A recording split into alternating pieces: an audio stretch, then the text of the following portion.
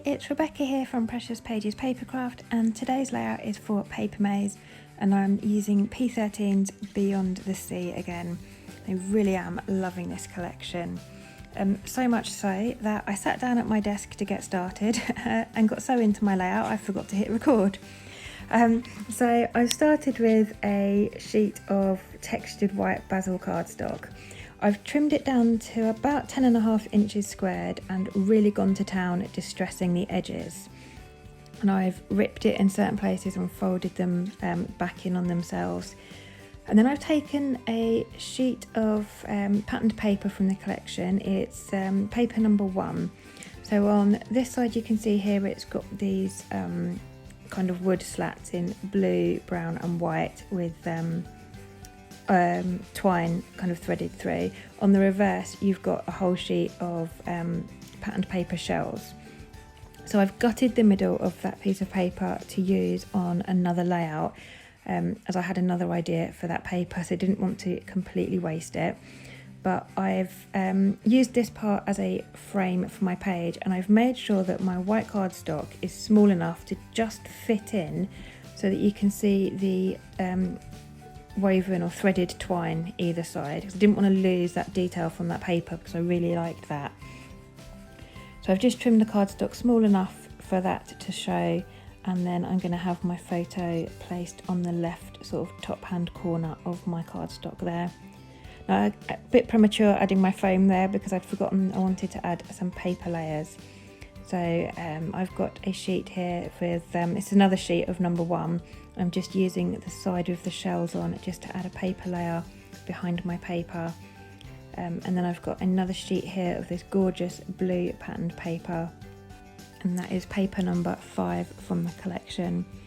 So I'm just adding a couple of layers behind my photo for a bit more interest.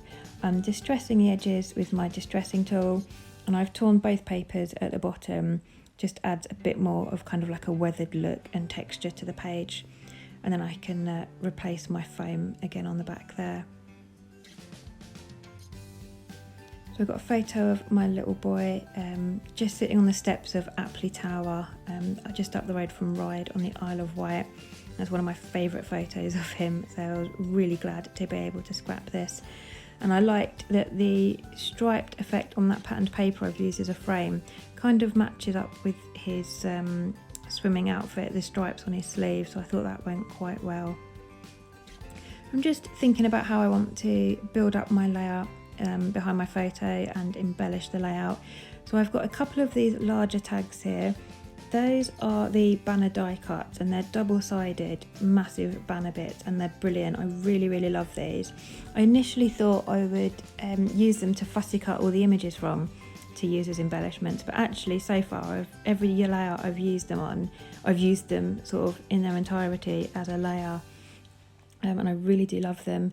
So I've added 2 onto this layout. I've got one at the bottom there, which is kind of like a blue wavy effect you can see, and I've turned the other one upside down so that the green portion is showing at the top. And the large floral clusters you can see there, they are fussy cut from paper number 4, which is a whole sheet of florals, and it's gorgeous. So I fussy cut some of those to use, and then all the other bits here I'm bringing in have been fussy cut from paper number 7. So that is a whole sheet of patterned papers, of patterned paper with different elements on, and you can just see to the left of my hand there I've got a pile of bits. Those are all fussy cut from that sheet. So that one sheet of paper has provided me with enough embellishments for probably sort of 4 or 5 layouts. And luckily I have 2 or 3 sheets of it, so it will last me the entire collection. So you really can stretch these P13 collections. They've got so many different opportunities for fussy cutting. And also the paper that's got the florals on, so paper number 4, on the reverse of that as well, there's some great bits and patterns that can be fussy cut. So again, another sheet, you can just create loads and loads of embellishments. So I've pulled in a chipboard piece there by Dusty Attic called Summer Fun. That's going to be my title. And I'm also working on a cluster on the bottom right hand corner of the layout there. I've pulled in a tag that says By the Sea. That is from the cardstock tags number 2 pack. I'm just trying to have a cluster down there to balance my page out a bit.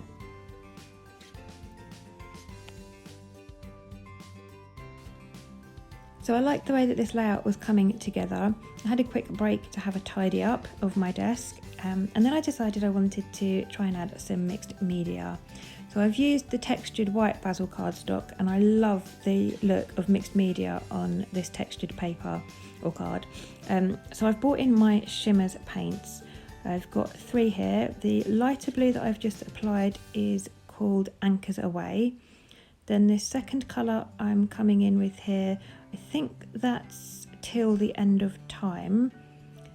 And then the third one I think I've got there is an Inklings, if I've got that right off the top of my head, and that's called Steely Blue Eyes. I'll be able to tell in a minute. If I add water to it, then it is an Inklings. Oh, I'm not sure if I added water there. I might have to double check that one. I'll pop the shades I've used in the description box below. They are another new product in at Papermaze. There's loads of shimmers. A lot of them are sold out at the moment, but Vanessa will be ordering a load more because they were so successful. So keep your eye on those because they will sell fast, but they are absolutely stunning. And they add so much shimmer to a layout. It's unbelievable how much shimmer they give.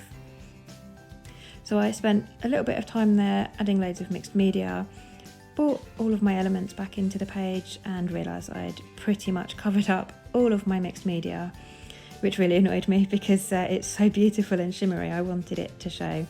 So I'm just coming back in now, adding a bit more and a load more splatters just to extend that mixed media out so that it shows underneath all my layers of embellishments and ephemera and things. Just coming back in here with the Anchors Away, and this colour really does match this collection perfectly. It was only by chance I'd ordered it, but it absolutely spot on colour for this collection, so I got really lucky there. So now I'm just going to bring everything back in, trying to remember where I had it. As it happens, I still end up covering up most of my mixed media. You don't see a massive amount of it. You see more in that bottom right hand cluster there, but the main cluster at the top, you can see the splatters peeking out around everything I've layered there, but largely my efforts to add mixed media were in vain because it does get covered up.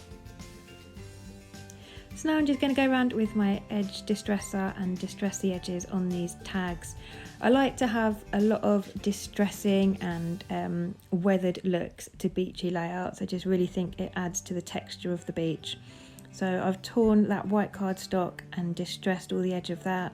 So just to keep in keeping with that, I also distress all the paper layers behind my photo, and the tags will also get distressed. And that's just to add a bit of consistency throughout my layout.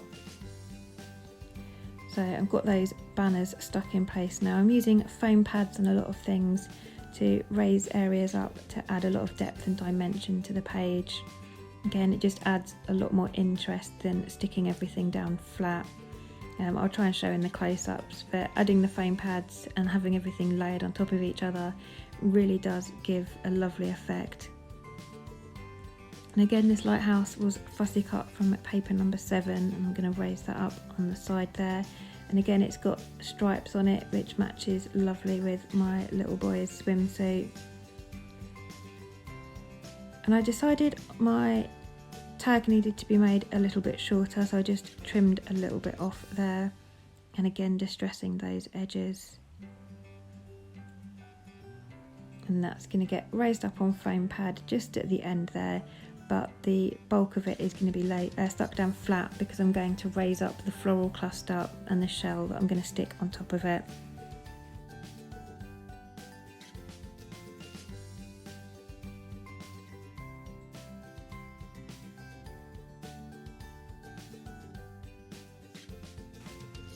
So that's that cluster in the corner there finished. I'm going to move back over to the larger cluster. I've got this pack of round tags. They are cardstock tags number 1 in the collection, and I just pick one mainly based on the colour more than anything.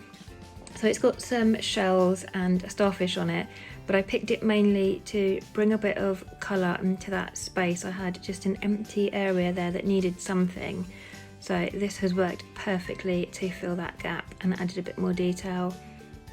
And then I've got that wheel there that's been fussy cut from page number 7 that's just going to sit underneath it. And then once everything else is stuck down, I'm going to stick my photo down and just work on the last couple of bits. I had some trouble trying to decide where to stick my title. I wasn't sure if to have it directly underneath my photo or to move it over to the right slightly so that it kind of incorporated the two clusters and joined them together so that that bottom right corner wasn't so out on its own.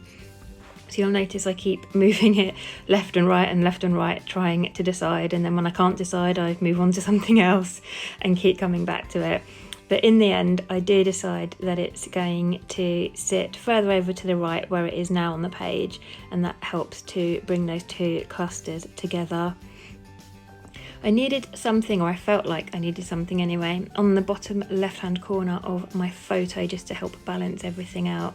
So I've gone back to paper number 7 and found this starfish, so I've cut that out and raised it on foam pad, and I'm going to stick it there.